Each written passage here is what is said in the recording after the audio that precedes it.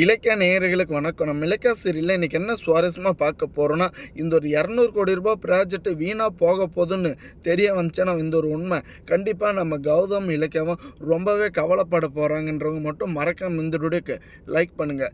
ஏன்னா ஒரு பக்கம் இந்த எஸ்எஸ்கே கிட்ட தோத்துட்டோமேனு நம்ம இலக்கியாவும் கௌதமும் ரொம்பவே வருத்தப்பட்டுட்டு இருக்காங்க. இந்த ஒரு சந்தர்ப்பத்தில் நம்ம ஜானகம்மா இருந்துக்கிட்டு கண்டிப்பாக இந்த ஒரு அக்ரிமெண்ட்டில் வந்துட்டு இந்த ஒரு டெண்டரு உங்களுக்கு வந்துட்டு கிடைச்சதுலேயே எனக்கு ரொம்பவே சந்தோஷமாக இருக்குது கௌதம். ஒரு பக்கம் வந்துட்டு சாமிலாம் கும்பிட்டுட்டு இந்த ஒரு அக்ரிமெண்ட் வந்துட்டு கையெழுத்து போட்டது மாதிரி இந்த ஒரு 200 கோடி ரூபாய் ப்ராஜெக்டை நீங்கள் போயிட்டு பணமாக வாங்கிட்டு வாங்கன்னு சொல்லிட்டு இருக்காங்க. ஆனால் இந்த ஒரு தருணத்தில் கண்டிப்பாக நம்ம கார்த்திக் வந்துட்டு நம்ம கூட இருந்திருந்தால் ரொம்பவே சந்தோஷமாக இருந்திருக்கும் அப்படின்னு நம்ம ஜானகம்மா கூட சொல்கிறாங்க. அதுக்கு என்ன ஜானு, கண்டிப்பாக ஜானு வந்து நீ எதுக்குமே பயப்படாத. இந்த கார்த்திக் மட்டும் நம்ம கூட திரும்ப இந்த எஸ்எஸ்கேயோட சுயரூபத்தை தெரிஞ்சுட்டு வந்துட்டானா இந்த ஒரு ப்ராப்பர்ட்டியை அவன் தான் வந்துட்டு ரன் பண்ண போகிறான், எல்லாமே அவங்ககிட்ட நான் ஒப்படைச்சிட போகிறேன் அப்படின்னு அவ்வளோ உரிமையை வந்துட்டு நம்ம கௌதமும் சொல்லிட்டு இருக்காங்க. ஆனால் இப்படி வந்துட்டு நன்றி விசுவாசமாக இருக்கிற இந்த கௌதமுக்கு இலக்கியாக்கும் இப்படி ஒரு நிலைமை வரும்னு கொஞ்சம் கூட எதிர்பார்க்குறீங்க. அடுத்தபடியாக இந்த பைரவி சொன்ன மாதிரி இந்த இலக்கியாவையும் கௌதமையும் வீட்டை விட்டு வெளியே ஏற்றுறதுக்கான எல்லா விஷயத்தையுமே வந்துட்டு தயாராக பண்ணிட்டாங்க. அடுத்தபடி அந்த எஸ்எஸ்கே வந்துட்டு இன்றைக்கி டேட்டு 14 ஆச்சு, இன்னும் வந்துட்டு எந்த ஒரு நோட்டீஸ் வரல. இப்படி இருக்கிற போது எப்படி இலக்கியாவும் கௌதமும் வீட்டை விட்டு வெளியேற்றுறதுன்னு இந்த அஞ்சலி கிட்ட பேசிட்டு இருக்காங்க.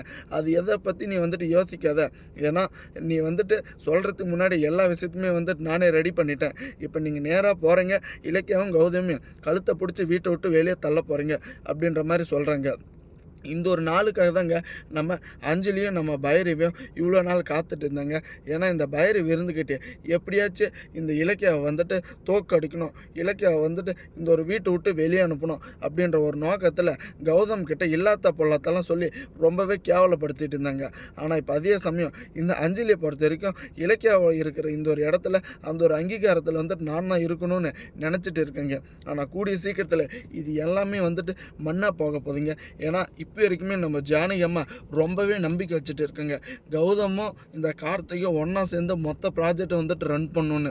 ஆனால் இந்த கார்த்திக் வந்துட்டு இந்த அஞ்சலியோட பேச்சை கேட்டு இப்படி ஒரு முட்டாள்தனமான காரியத்தை பண்ணிட்டு இருக்கான்னு நினச்சாலே ரொம்பவே வந்துட்டு கஷ்டமாக இருக்குங்க. ஏன்னா நம்ம கௌதம் வந்துட்டு இந்த கார்த்திகை விட்டு கொடுக்காம பேசிட்டு இருக்காங்க. ஆனால் அந்த கார்த்திக்கு துளி அளவு கூட வந்துட்டு இந்த கௌதம் மேலேயும் இந்த ஒரு வீட்டு மேலேயும் பாசமே கிடையாது. எஸ்எஸ்கேவோட பேச்சை கேட்டு அஞ்சலியோட பேச்சை கேட்டு இப்படி ஒரு முட்டாள்தனமான காரியத்தை பண்ணிட்டு இருக்காங்க. தேங்க்ஸ் ஃபார் வாட்சிங். இலக்கிய நேயர்களுக்கு மறக்காமல் நம்ம சேனலுக்கு புதுசாக வந்தால் சப்ஸ்கிரைப் பண்ணிட்டு பெல்லை காலை தட்டிக்கோங்க.